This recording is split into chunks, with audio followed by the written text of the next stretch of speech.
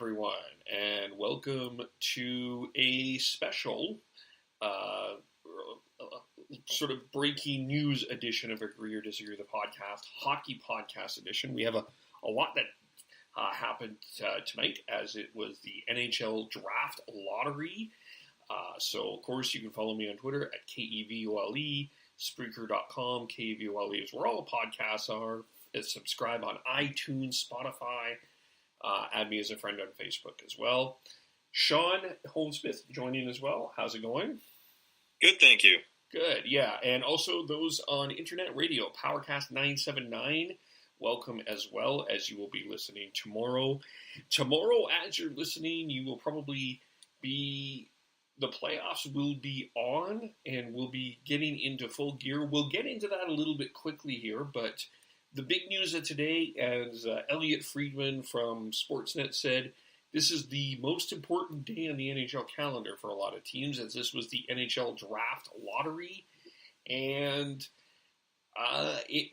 the results of this, as always, are quite interesting. And we have a very interesting top three that happened here. Sean, I guess, first of all, before we get into who got what, after this lottery, do you feel that there is a time? Did you feel after this that you were okay with how this is, or do you feel it's time for a change? I think it's time for a change. I think there needs to be some sort of there needs to be some sort of way for teams that are consistently bad to dissuade them from being that, and not win multiple lotteries in a short amount of time. This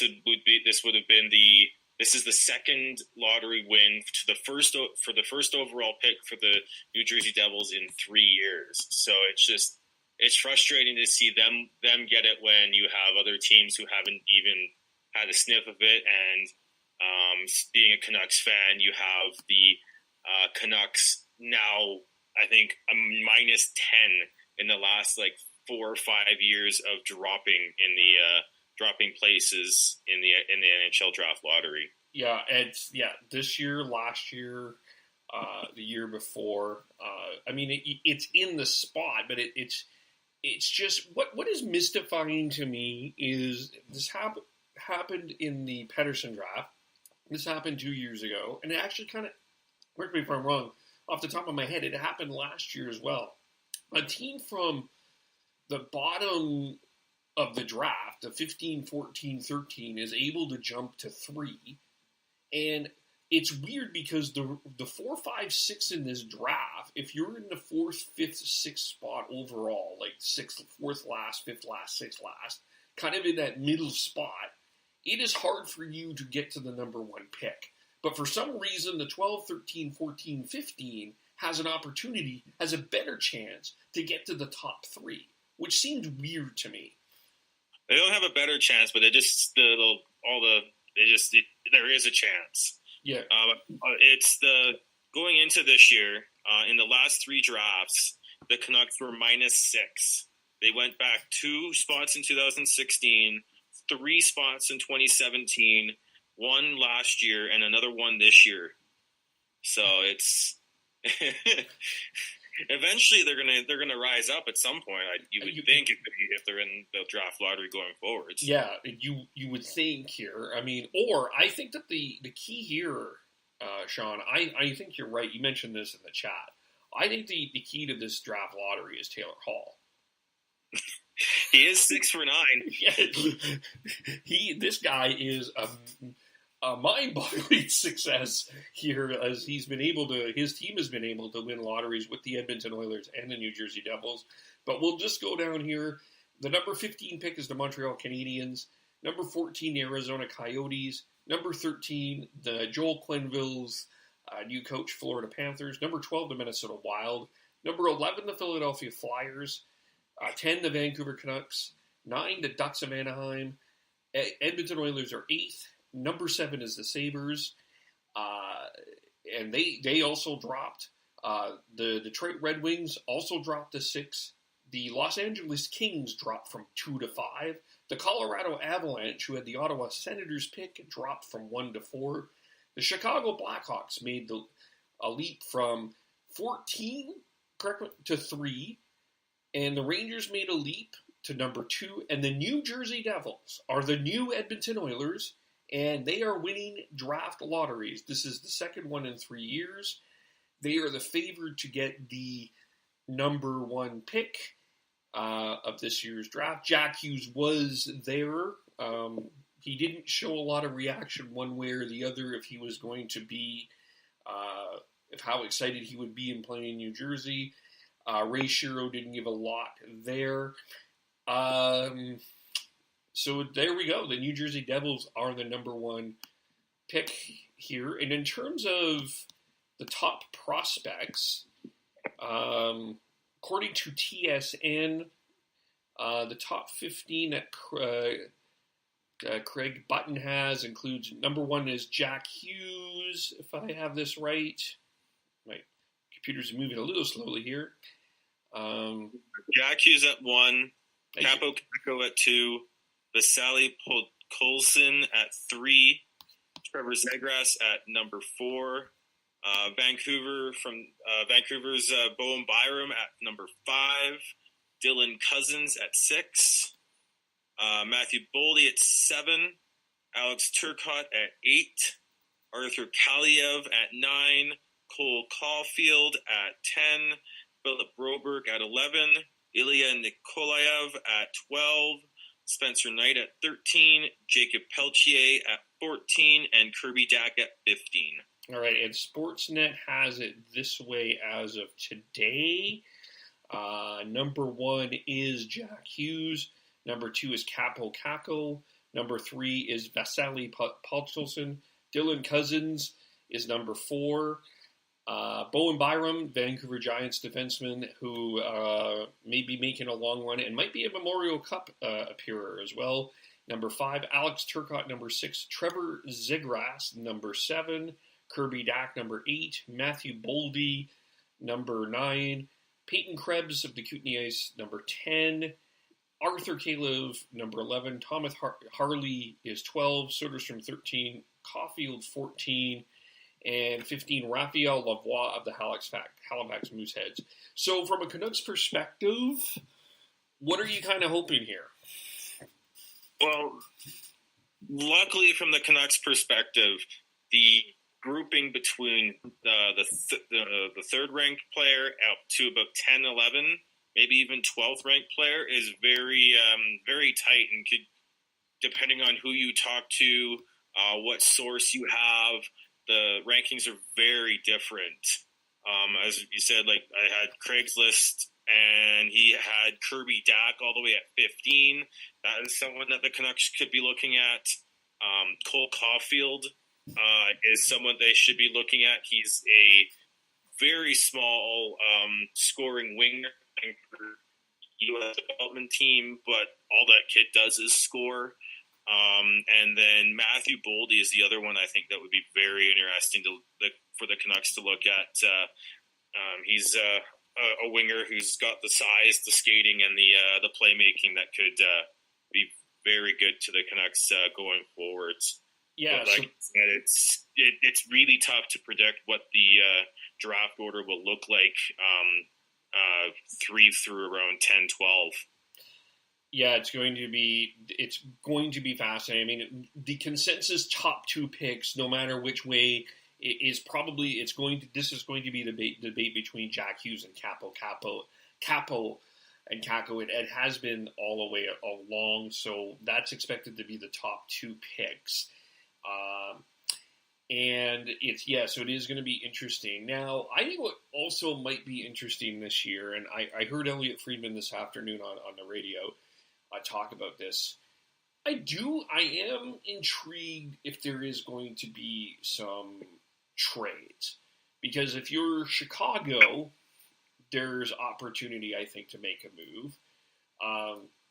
One of the things what would have been something here, Sean, I was thinking today, Colorado could have won the Stanley Cup and had been the first team to win the NHL Draft Lottery and be a Stanley Cup champion. Can you imagine that?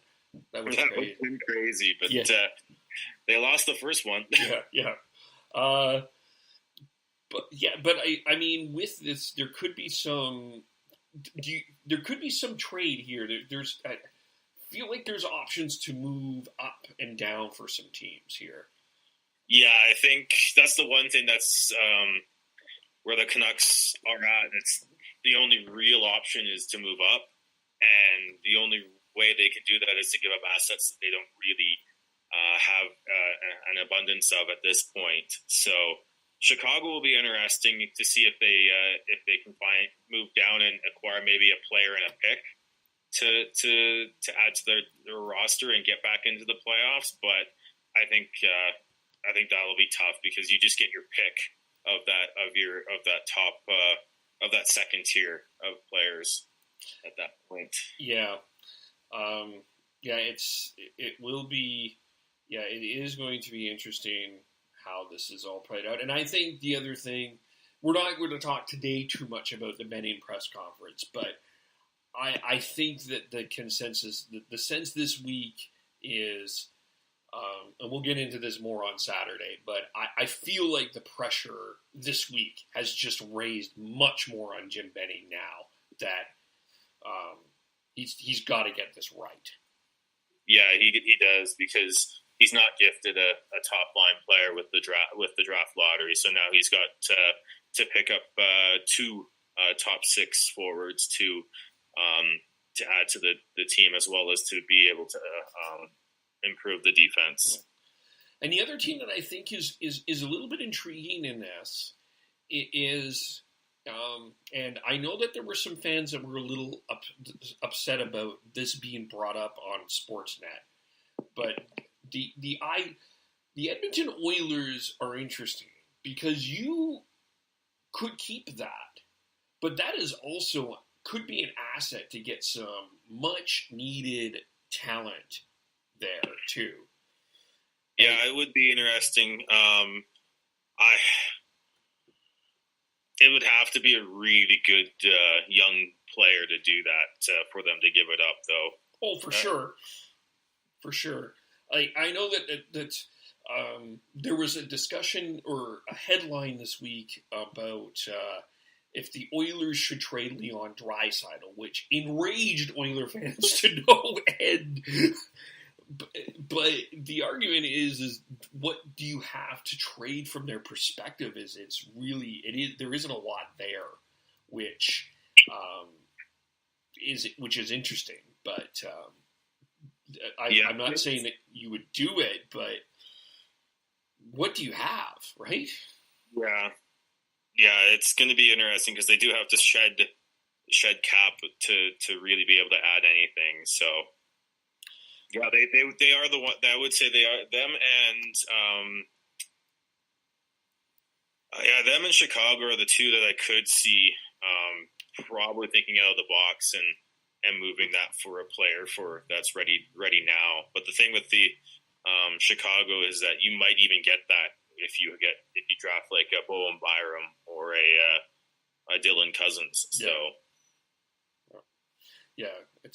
So that's it. That is going to be interesting. We're going to have a lot more on that. We're going to talk more about that. We'll have some prospect experts coming on about that as we continue on here. So keep an eye on that. Also, for those that are interested, Sean has decided that we will do a playoff bracket challenge. It's called the Agree or Disagree Hockey Podcast Playoff Bracket Challenge. So tell everyone out there how they can join. We've already got 9 people in this, so it's not like it's the big party, but we've got something going here, and tell everyone how to join. I've tweeted out the link. I'll tweet it out again after later on today, and then tomorrow as well. And it's the NHL's official bracket challenge, and we can. The more people we get, the more fun it will be. You just pick the winners of all the series, and then play the number of games for the first round and see who gets the most points and who has the right feelings on who gets to go far. Yeah, there we go. Yes, I think that the winner will get a gift card. Maybe I'll get a gift card for someone, and the winner will get that or something. But we'll figure that out. But yeah, the playoffs do start tomorrow, Wednesday, with 5 games, and then 5 games tomorrow, 3 on Thursday. So tomorrow, what we've got going on is we've got Columbus in Tampa Bay. That will start us off. And then we will have, we got Pittsburgh and the Islanders, St. Louis and Winnipeg, Dallas and Nashville, and the one I think everybody's looking forward to, I think Vegas and San Jose. Thursday, what starts, Toronto, Boston, Carolina, Washington, and then Colorado is in Calgary. What series are you most looking forward to in the East, and what one are you looking forward to in the West? In the East, I think the one that's going to be most fun to watch will be Toronto-Boston, just because they've got the history of two playoff series in the past little bit. That the last 2 times the Leafs have made the playoffs, they've played Boston and lost. So that's going to be interesting. And in the West, I would say San Jose Vegas will be, I think, is just going to be an absolute war. Their last regular season game, there was a few scrums and some heat added to that series that I think is going to go 7. Mm-hmm. And but 2 teams sort of going in opposite directions. So if San Jose can right that ship and get that to 7, like I think it will, that will be a very fun series to watch. Yeah, I agree with you. I think that those 2 series, I think, are going to be very intriguing. I'm also the one that I'm somewhat intrigued at. I know that this may not last long, but it is going to be entertaining because John Tortorella is just an entertaining human being. Columbus and Tampa Bay, I think, will have some hilarity to it because there's such a fascinating story here with the Golden State Warriors versus the team that went all in. And your all-in is the Golden State Warriors of the National Hockey League. I think that's sort of an underrated one. And I think St. Louis-Winnipeg, I think, is going to be a very underrated, is a series that is not getting, that is a little bit under the radar as well. But well, I think all 4 of the 2-3 series are very interesting. Boston, Toronto, Islanders, Pittsburgh, St. Louis, Winnipeg, and San Jose Vegas. I think all are potentially 7 gamers. Yeah, I do agree. Why don't we quickly pick the series here? We'll start in the East. We'll start here. Columbus, Tampa Bay. I just don't. I know what Columbus has done. I know that there's a bunch of talent there. That it's a good team, but they are just facing a juggernaut in the Tampa Bay Lightning that I think is just going to be on a mission. I don't see how Columbus can win more than 2 games in this series. Yeah, I've got Tampa in 5 just because that team is too strong, too deep, and they've got everything that it takes to go deep in the playoffs. Yeah. Next series, Pittsburgh and the Islanders. I think that a lot of people have forgot about Pittsburgh, but I think that they'll be remembered in this series. This is the fascinating thing here too is Barry Trotz has finally found a way to beat Pittsburgh, but it was with Washington. But I think that this is a 7-game series. I think the Islanders are going to give them a run, but I have Pittsburgh winning. I've got Pittsburgh as well, but I've got them in 6. I don't think the Islanders are good enough to beat a veteran Pittsburgh team who knows how to win in the playoffs. Yeah, that's going to be the one thing there, but for sure. Now we will also have Toronto and Boston. This is so fascinating to me because I don't know. I don't know if this is a 7-gamer. I think that this has this. If Boston wins the first game, I can see this not lasting very long. I think that this first game in game 1 on Thursday, I almost think that Toronto, needs to win that more than Boston to make sure that this is a competitive series, because Toronto's backed themselves into the playoffs. They've got so many things that they're trying to figure out. There's so many people not on the same page. I have Boston in 6 here. I just think that they're too experienced. They've been here before. They have the pedigree, and they are in they're living rent free in Toronto's head, right beside where LeBron James had a hotel with the Raptors. I think the Boston Bruins have a hotel in the Toronto Maple Leafs head there too. I can't see. I don't know how Toronto wins this series. Yeah, I've got Boston in 6 as well. I think, as you said, they're in Toronto's head. Toronto's had a real struggle down the stretch here to have consistency, and I don't see Toronto having the defense to be able to stop Boston with that top line. Yeah, and then we have Carolina, Washington. I think Carolina has been a great story. I think their celebrations are great. I think that's great that they're jerks, but they're facing the Stanley Cup champions. And even though they do not have Barry Trotz, they still have quite an experienced team. I see this at most 6. I have Washington in 6 in this one. Well, you got to pick an upset somewhere in the first round, and this is where I've got it. Really? I think these jerks are going to surprise a few people and take this to 7 games and win it. I do like the depth of the Carolina Hurricanes, and I like that how I think there's a lot of people in today's age forget and dismiss how important locker room cohesion is. I think Carolina has that it factor, at least to get past Washington. Interesting. Very interesting. Well, all right.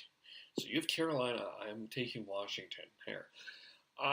Let's go to the West. We will start with St. Louis, Winnipeg. I'm going to let you pick. Who are you picking in this one? I've got Winnipeg. I know St. Louis is coming in a little hotter.